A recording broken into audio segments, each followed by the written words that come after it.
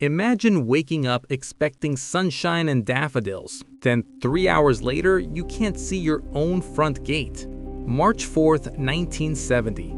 Britain got absolutely blindsided by a blizzard so vicious it buried entire villages under 4 feet of snow in less than half a day. The Met Office said, light flurries. What Britain got was 12 hours of white chaos that trapped nearly 700 miners underground, stranded thousands on ghost trains, and made the government look utterly clueless. This wasn't supposed to happen. Spring was here, winter was done. Except nobody told the weather that. The morning started normal. Too normal. People across England opened their curtains on March 4th expecting the usual dreary British spring day. Maybe a bit of drizzle, perhaps some wind. Commuters grabbed their briefcases. Kids walked to school in light jackets. Housewives hung washing on lines. The official forecast promised light snow showers in a few spots. Nothing to worry about. Pack an umbrella, not a shovel. The Met Office was confident. Spring had arrived. Winter was finished. Done and dusted. Britain in early March 1970 was already looking forward. Easter plans were being made, gardens were being prepared. The long, dark winter was finally behind them, or so everyone thought. By 9 a.m., the first flakes started falling, gentle, almost pretty, the kind of snow that melts before it hits the ground. Office workers looked out windows and smiled at the novelty. Snow in March. How quaint, how British, how completely harmless. Except this snow had other plans. Within an hour, those gentle flakes became a wall of white. The wind picked up, temperatures dropped like a stone, and suddenly, Britain realized it was in serious trouble. The snow wasn't stopping, it was accelerating. What started as a curiosity became a crisis faster than anyone could process. People who left for work at 9 couldn't see their cars by 10. Roads that were clear at breakfast were impassable by lunch. And this was just the beginning. The East Midlands got hit first and got hit hardest. This region became ground zero for what would become one of Britain's most shocking weather events since 1947. Snow piled up at a rate that seemed physically impossible. 1 centimeter became 5, 5 became 15. By lunchtime, some areas were buried under 20 centimeters. People watched through windows as their world transformed into something unrecognizable. Familiar streets became alien landscapes.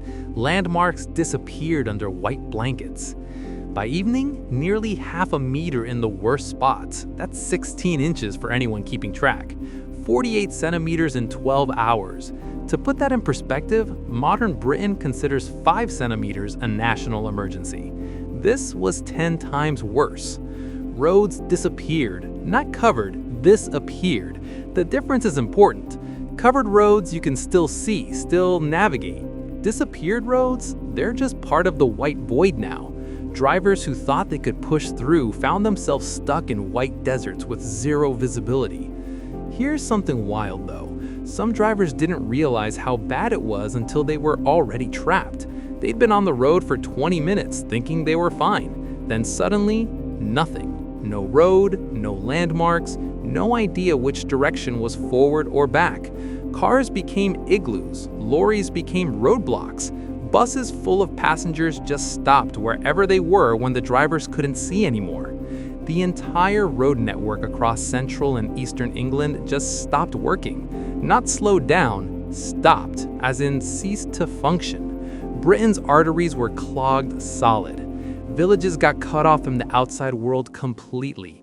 Phone lines went down under the weight of ice and snow. No communication, no deliveries, no help coming. These weren't remote Scottish highlands. These were English villages, some just miles from major towns, suddenly as isolated as if they'd been dropped on the moon. People who went to work that morning couldn't get home. Kids stuck at school, parents stuck at offices. Everyone stuck somewhere wondering when this nightmare would end. Families separated by miles that might as well have been continents. But wait, it gets worse. The railways. Oh, the railways. Britain's proud rail system, the network that survived 2 world wars, turned into a frozen parking lot in a single afternoon. Trains that should have taken 2 hours took 10. Some didn't arrive at all.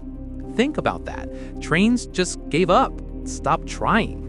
Passengers sat in unheated carriages watching the snow pile up outside, wondering if they'd ever move again. The heating systems failed as trains lost power. Windows frosted over from the inside. People huddled together for warmth like it was 1870, not 1970. One train, destined for London, arrived 8 hours late. 8 hours late! Imagine texting your boss that you'll be 8 hours late because of snow. In March, after the forecast said light flurries. Nobody would believe you. Except in this case, it was horrifyingly true. Stations became refugee camps. Thousands of stranded travelers huddled together, sharing body heat and rapidly fading optimism. No food, no information, just waiting. Station cafes ran out of supplies within hours. People shared sandwiches with strangers, cups of tea that rationed like wartime provisions. The railway staff had no answers to give. They were as confused as the passengers. The snow wasn't supposed to be this bad. The trains were supposed to be running. Everything was supposed to be fine. But none of it was fine. Here's what made it truly surreal. Many of these stranded passengers could see their destinations. They were stuck 3 miles from home, 5 miles from their office, close enough to walk in normal conditions. But in 40 centimeters of snow with blizzard winds, they might as well have been on another planet. Some people did try to walk. Bad idea. Most turned back within minutes, defeated by the wind and cold and sheer impossibility of movement. A few kept going and barely made it, arriving home hours later, frostbitten and traumatized. The railway chaos continued for days after the snow stopped. Frozen points, blocked lines, damaged signals. The entire network was broken, and fixing it in sub-zero temperatures was nearly impossible. And then there's Kent, where 688 miners went down for a normal shift and couldn't come back up. Let that sink in. 688 men, underground, trapped. The power failed at the Bedeshanger colliery. When the blizzard knocked out electricity across the region, it didn't just mean cold homes and dark streets. It meant the mine lifts stopped working. No lifts meant no way up, no way out. Picture being hundreds of feet underground when you hear the power's gone. You're in the dark, the air is getting stale, and above you, a blizzard is raging so hard that rescue might be impossible. Your family has no idea if you're safe. You have no idea if anyone even knows you're stuck down there. The rescue operation was tense. Generators had to be brought in through the blizzard. Roads that barely existed anymore had to be navigated. Heavy equipment needed to be transported through conditions that had already defeated hundreds of vehicles. Every minute counted. Every delay was agony. Mining families gathered at the pithead, waiting, watching, praying. Some had been through mining disasters before. Cave-ins, explosions. This was different, but no less terrifying. At least with the cave-in, you know what happened. This was just waiting in the dark while snow buried the world above. The rescue teams worked frantically. Generators finally arrived and were connected. Power restored. Lifts started moving. One by one, the miners came up, cold, exhausted, relieved. Eventually, thank God, every single miner made it out safely. But the terror of those hours, that stuck with people. Miners' wives who watched the snow pile up knowing their husbands were trapped. Children who didn't know if their dads were coming home. The miners themselves, stuck in the dark, wondering if this was how it ended. Here's the thing nobody talks about though. Those miners went back to work. Most of them returned to that same pit within days, because that was the job. That was life. You don't stop because nature threw a tantrum. But some of them never quite shook the memory of being stuck in the dark while their families didn't know if they'd ever surface again. Here's where it gets really interesting though. The Met Office, Britain's official weather forecasters, the people paid to know when bad weather is coming, the experts everyone trusted, they completely missed it. Not slightly wrong, not underestimated, completely missed it. They saw a low-pressure system, they noted some moisture, they predicted light snow showers. What they didn't predict was a weather bomb that would explode over Britain with almost no warning. The weather system developed so rapidly that by the time forecasters realized how bad it would be, the snow was already falling. No time to warn anyone, no time to prepare, no time to say, "Stay home today." Just chaos. Parliament went absolutely mental. Emergency sessions were called. MPs stood up demanding answers. How could this happen? Why wasn't there a warning? What if people had died? The public wanted blood. The media wanted headlines. Everyone wanted someone to blame. The Met Office tried explaining atmospheric conditions and rapidly developing systems. They talked about computer limitations and data gaps. They explained that 1970 weather forecasting was still relatively primitive. No satellites providing real-time data, no advanced computer models running thousands of scenarios. Just human forecasters reading charts and making educated guesses based on limited information. They guessed wrong, catastrophically wrong. Think about it. One day's bad forecast exposed Britain's entire vulnerability to extreme weather. No backup plans, no emergency supplies pre-positioned, no communication systems that worked when power failed, no alternative transport when roads and rails failed. Just hope that nature would be kind and forecasts would be accurate. The inquiry that followed changed British meteorology. New procedures were developed, better communication protocols established, investment in technology increased. The March 4th disaster became a case study in forecasting failure, taught to every meteorology student for decades. But here's the uncomfortable truth. Even with all those improvements, weather can still surprise us. Systems can still develop faster than models predict. Nature still doesn't care about our technology or our preparations or our spring calendars. The cold that followed the blizzard was arguably worse than the snow itself. Temperatures stayed below freezing for days. That massive snowpack wasn't going anywhere. Villages that got dug out in the morning were buried again by afternoon, as wind whipped the snow around. It was endless. Just when people thought they could recover, another wave of cold locked everything down again. Communities had to fend for themselves. When modern infrastructure fails, you discover very quickly what matters and what doesn't. Suddenly, technology and convenience mean nothing. Survival becomes medieval. Neighbors checking on neighbors. Elderly people who lived alone became priority concerns. Young men went door to door, making sure everyone had heating fuel, food, water, the basics of existence. Farmers used tractors to create paths through villages. These agricultural machines designed to plow fields became lifelines, the only vehicles capable of moving through the snow. They pulled sleds carrying supplies. They cleared routes to schools where people were sheltering. They became ambulances when medical emergencies struck. Local shops rationed whatever supplies they had left. Bread got divvied up per family. Milk was precious. Tinned goods became currency.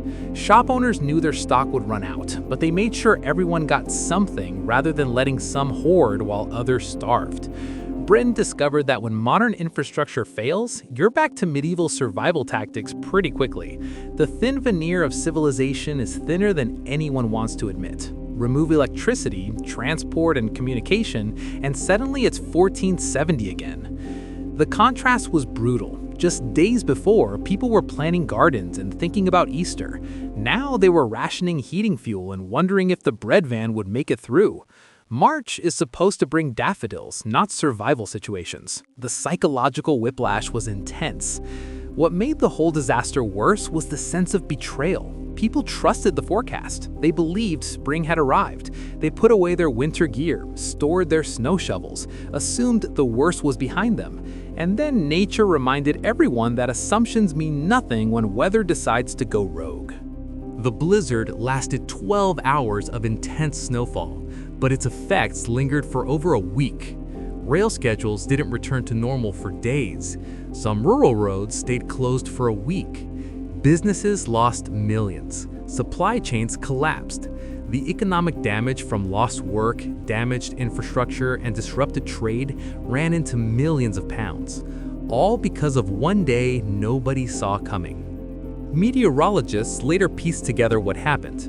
A low-pressure system moved across the Atlantic, gathering moisture. Nothing unusual there. But it hit unusually cold air sitting over Britain. The collision created a rapidly intensifying storm that developed far faster than prediction models suggested was possible.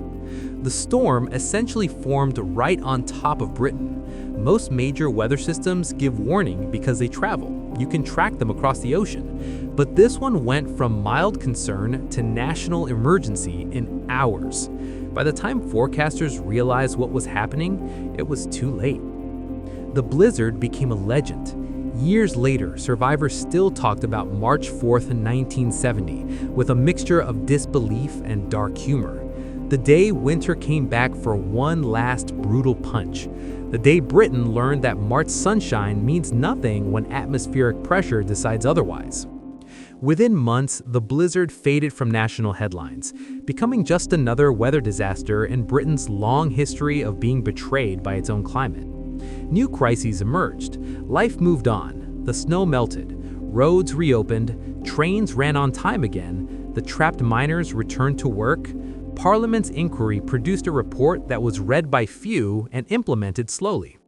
But the lesson remained, buried deep in the national consciousness like snow in a forgotten drift. Here's what nobody talks about, though. In the years since 1970, Britain has experienced several March blizzards that forecasters saw coming days in advance. Technology improved. Warning systems were established. People got alerts on their phones telling them to stay home, stock up, prepare for the worst.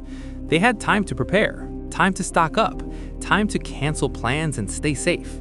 Yet, the death tolls and economic damage from those warned blizzards were often higher than the surprise attack of March 4th, 1970, which killed no one despite catching everyone completely off guard. People knew danger was coming, prepared for it, and still suffered worse outcomes, which raises an uncomfortable question nobody wants to answer. Does knowing danger is coming actually make us safer, or does it just give us more time to make fatal mistakes?